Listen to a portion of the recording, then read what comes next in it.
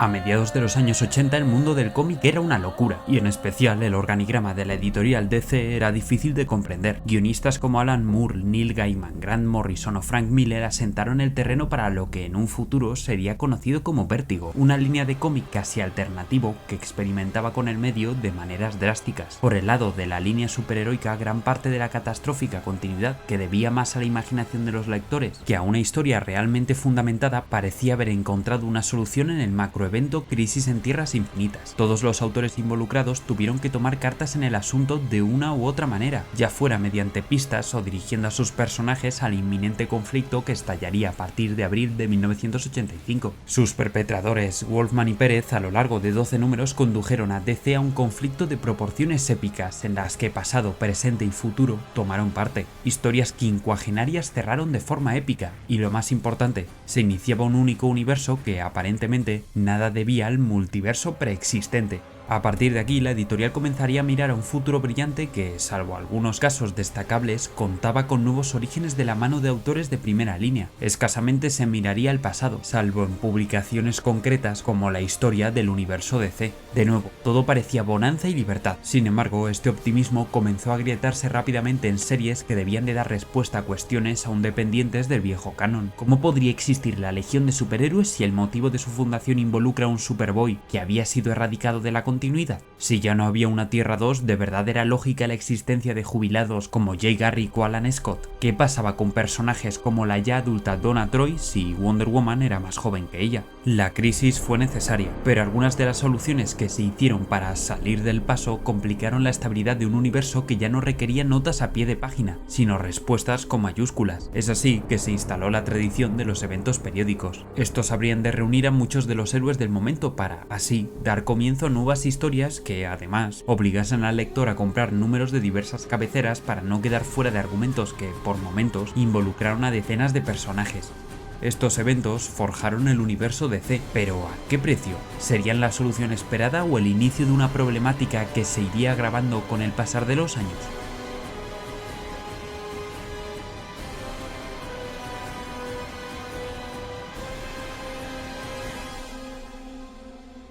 Como decíamos, nada más concluir Crisis en abril de 1986, sucedieron las despedidas de series clásicas, así como las presentaciones de nuevos héroes y sus equipos fuera y dentro de las páginas. Más allá de menciones concretas, apenas había un sentimiento de unidad inquebrantable en estos primeros pasos. Culpa de ello fue que algunas de las series de equipo como la Liga de la Justicia o los Outsiders, que por fuerza reunían a héroes y heroínas de todo tipo, fueran canceladas o vivieran un tiempo de transición. Este no fue el caso de los Titanes, claro, que con la llegada de Nightwing, el nuevo Flash o Troya, se les podía catalogar como una serie grupal más que una reunión de héroes independientes. Desde la directiva y viendo lo lucrativo que había sido el conflicto multiversal y todas las series involucradas en él, decidieron plantear un nuevo evento, esta vez menos catastrofista y más terrenal, que sirviera para dar a conocer este nuevo universo y aquellos personajes que, como era el caso de los héroes de la Charlton, se acababan de incorporar a la continuidad.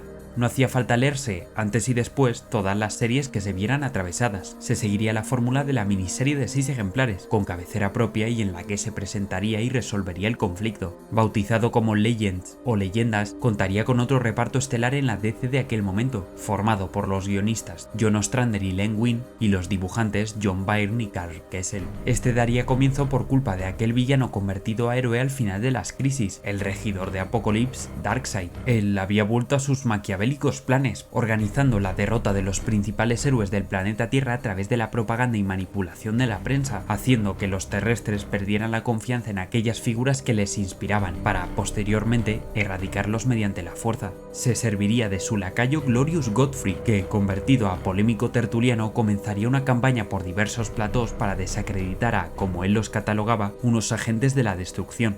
Batman y Robin sufrieron el escarnio de las multitudes. Billy Batson perdió la confianza para transformarse en Shazam, y elementos de la Liga de la Justicia y los Titanes se vieron obligados a recluirse en sus respectivas fortalezas y cuarteles para huir de las protestas ciudadanas. A tal punto llegó el conflicto que el mismísimo presidente de los Estados Unidos promulgó cautelarmente un cese de toda actividad superheroica que acabó reactivando un desastroso escuadrón suicida comandado por Amanda Waller, involucrando a entes mágicos como el Doctor Destino o el Fantasma Errante, además de la participación en el debate político de un Superman convencido de la inocencia de sus compañeros y compañeras de profesión. Pantallas de toda Norteamérica reproducían los sermones de un Godfrey que, como solución a esta falta de héroes, trajo consigo unos perros de guerra mecánicos que ayudarían a las turbas civiles a combatir a unos supers desprovistos de propósito y esperanza. Todo parecía llevar a una victoria política, moral y forzosa de un Darkseid que, una vez unidos los principales protagonistas de esta historia, movilizó a su tropa de parademonios para así derrotarlos. Sin embargo, toda fuerza es poca cuando de un lado están aquellas leyendas divinas, mágicas o extraterrestres que ya han vencido antes al mal y cuyo labor es más sencillo una vez se destapan las verdaderas intenciones del traicionero de Godfrey.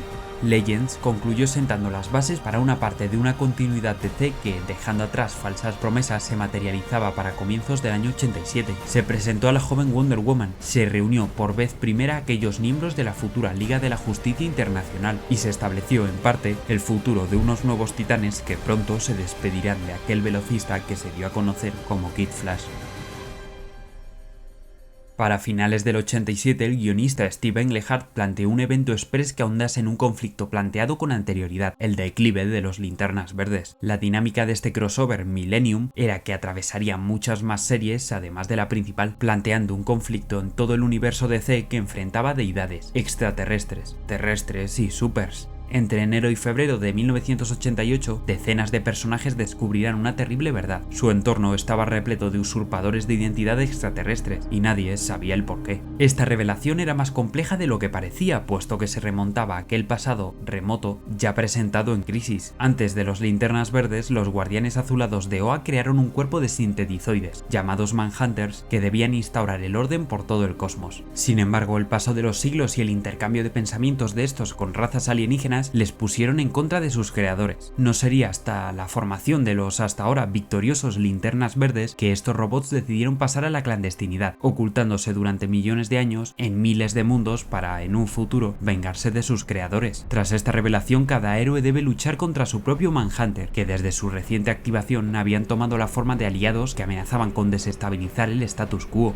Millennium, aún con un final bastante repentino y extraño, dio paso a la serie de los nuevos Guardianes, a una nueva época para unos Linternas Verdes independientes y a un universo DC que no parecía requerir de más explicaciones. No obstante, y como habréis podido ver, leer y escuchar, Millennium, aún coordinado por una leyenda como Steve Englehart, no parece llegar a la eficacia de Legends y mucho menos de Crisis. Es una serie que, al igual que su desarrollo y publicación, fue excesivamente acelerada, condensando en tan solo 8 números semanales información que podría brindar argumentos para una serie regular y extendida en el tiempo. Y es que fue en las historias derivadas de las series individuales que se pudo vislumbrar aquello que podría haber hecho grande al evento, puesto que no es lo mismo leer la traición de enemigos o personajes recién presentados que aquellos secundarios que desde hace años gozan de un carisma y profundidad propia, como podrían ser Lana Lang o el comisario Gordon, víctimas de este robo de identidades. Esta situación no mejoró con el siguiente gran evento de la editorial, Invasión. Entre diciembre del 88 y febrero del 89, Keith Giffen y Todd McFarlane, luego sustituido a los lápices por el propio Giffen y Bart Sears, prometieron un argumento épico, un macroataque de diversas fuerzas alienígenas contra el planeta Tierra, es decir, el punto más cósmico e inexplorado del universo DC,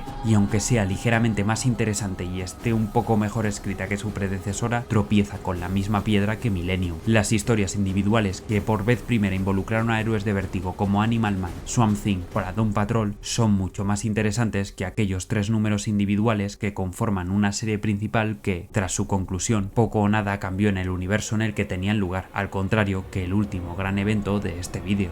¿Os acordáis cuando mencionábamos aquellos huecos argumentales del universo DC?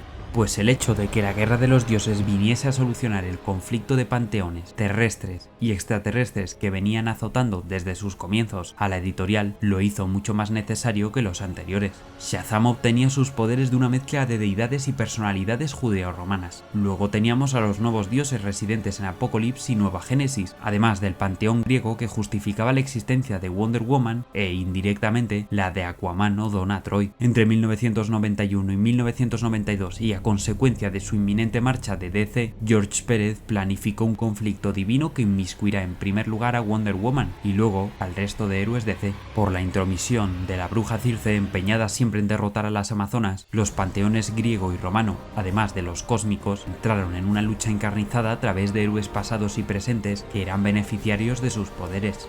Todo parecía abocado al fracaso, superados nuestros protagonistas por una guerra que les venía demasiado grande. Sin embargo, esta finalizó de forma épica, sentando, esta vez sí, un antes y un después en el organigrama de una editorial que contemplaba, por primera vez en su historia, un pacto entre todos aquellos seres que, por condiciones mágicas, tecnológicas o mitológicas, eran conocidos como dioses. A comienzos de los años 90, el mundo del cómic se vio inmerso en un bucle de eventos que incluso se solapaban entre sí debido a la fiebre de los números 1 y la desmesurada cantidad de series publicadas. Esto se pudo constatar mismamente con la Guerra de los Dioses, que originalmente coincidía con el 50 aniversario de Wonder Woman, pero que tuvo que ser retrasado debido a 3 o 4 eventos menores y contemporáneos. Además, la llegada de lo adulto exacerbado y violento dejaba atrás narrativas realizadas con mimo y cariño, cediendo espacio a nuevas series que, en su exceso y desfase, se harían con la atención y dinero de sus compradores. Y es que ahí encontramos otro escollo a destacar: la excesiva confluencia de crossovers y la dependencia comercial de estos convirtieron al universo DC en menos de 4 años en un caos que requería de personajes nacientes, peleas cósmicas y de tierras paralelas, a tenor también de un giro adulto en la serie de turno. Cabeceras como las pertenecientes a Vértigo casaban cada vez menos con el universo de unos superhéroes que primaban la cantidad a la calidad. Es decir, la industria se estaba acelerando tanto que, si el reinicio de Crisis en Tierras Infinitas había tardado tanto en gestarse aprovechando décadas de historias ininterrumpidas, los nuevos eventos que se planteaban como Hora Cero o Armagedón 2001 contaban con meses o semanas para establecer un salvoconducto que les permitiera el conectar argumentos de todo tipo, esquivar sucesos paralelos y proponer historias lo suficientemente interesantes para merecer ser publicadas. La industria del comic book, como señalamos al comienzo del vídeo, cambió mucho entre la década de los 70 y 80. Para los años 90 la atención de los niños y adolescentes estaba copada por la televisión y los videojuegos, siendo los adultos el nuevo público predominante y los coleccionistas el público objetivo, y se hizo de todo para atraer a estos ávidos buscadores de fortuna, dejando de lado a los lectores de toda la vida. Nadie podía atisbar el cómo esta nueva época rompería con todo lo establecido, ofreciendo un nuevo tipo de historias que traerían consigo una nueva crisis, pero esta vez fuera de las viñetas.